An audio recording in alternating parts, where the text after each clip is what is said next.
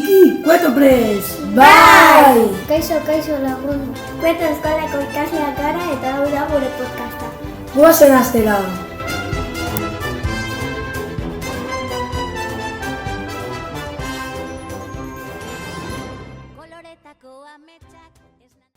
Usu aspertzen naiz, zerbait egin nahi dut. Nik ere bai, eta goze naiz.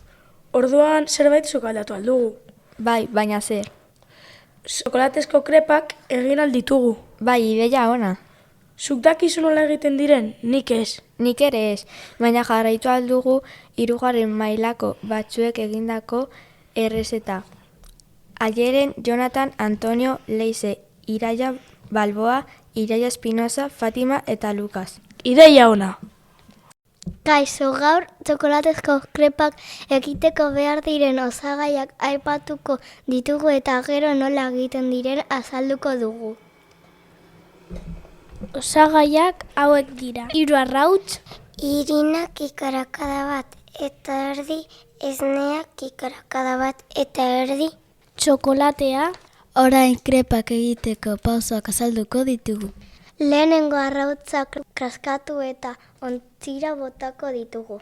Gero irina eta esnea gehitu eta guztia ondira abiatu.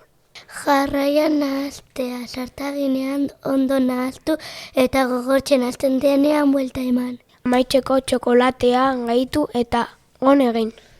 Eskerrik asko gaur parte hartu dutenen lagunei eta txalo bero bat haientzat. Ni aski entzuteagatik.